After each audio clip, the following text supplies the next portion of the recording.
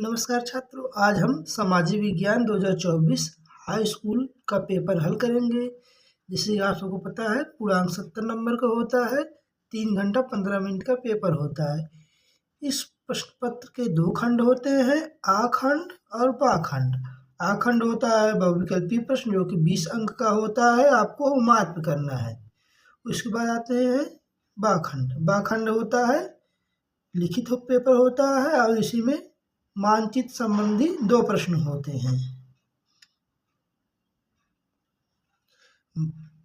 आखंड देखते हैं, बहुविकल्पी प्रश्न है।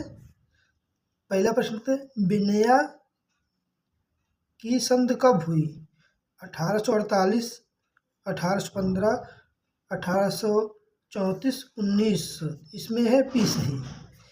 इसमें है 1815 सही है।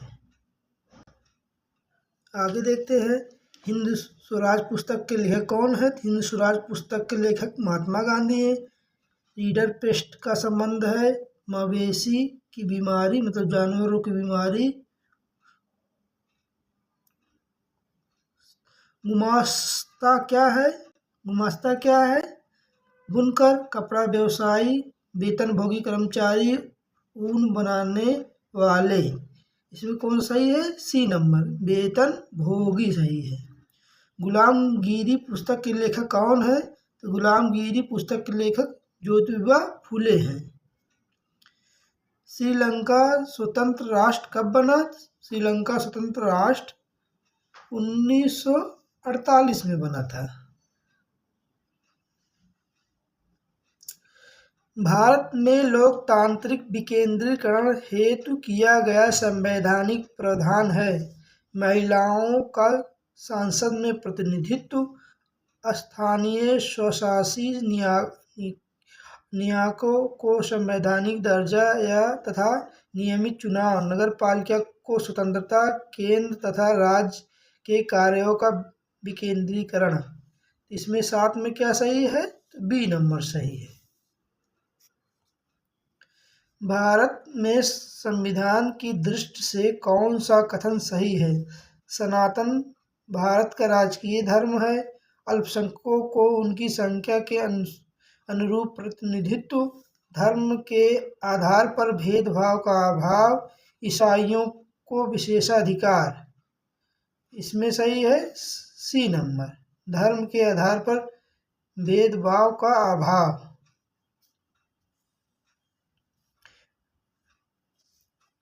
निम्नलिखित में से कौन सा सबसे बड़ा लोकतांत्रिक देश है? इसमें है भारत सही है। भारत सबसे बड़ा लोकतांत्रिक।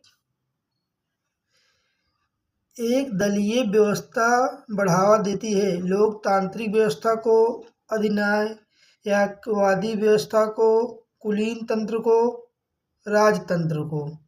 इसमें सही है बी नंबर। श्वेत क्रांति का संबंध किससे है? तो श्वेत क्रांति का संबंध बहुत आसान प्रश्न आया है, दुग्ध उत्पादन, मतलब दूध से संबंधित श्वेत क्रांति। सोपाना कृषि की जाती है उत्खात भूमि पर, ढाल वाली भूमि पर, मैदानी भूमि पर, मरुस्थलीय भूमि पर। इसमें है ढाल वाली भूमि पर। हौज खास जलीय निकाय स्थित है उड़ीसा में, राजस्थान में, कर्नाटक में, दिल्ली में। 13 में है डी, दिल्ली, हौज खास। सबसे लंबा राष्ट्रीय जलमार्ग है? भाई पूछ रहा राष्ट्रीय मतलब भारत का, हल्दिया से इलाहाबाद तक। भारत की इलेक्ट्रॉनिक राजधानी है तो बेंगलुरु से है। अंतर्राष्ट्रीय व्यापार को उदार बनाने का उद्देश्य है WTO का।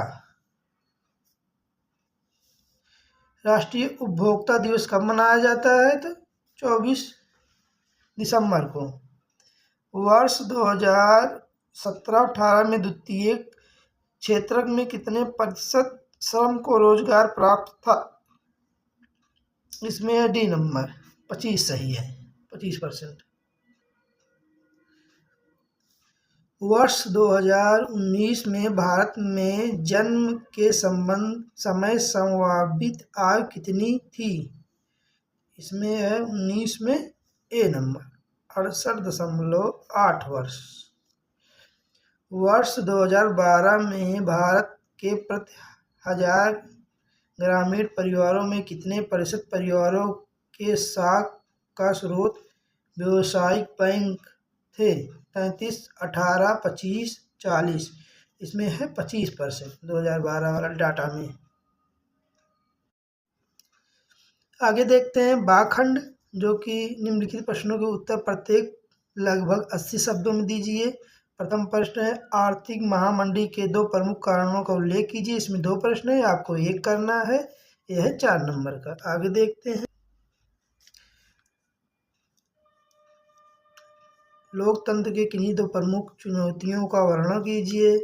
ऊर्जा के परंपरागत स्रोतों का वर्णन कीजिए। आगे देखते हैं यूरोप में राष्ट्रवाद के उदय का इटली एवं जर्मनी के एकीकरण के योगदान।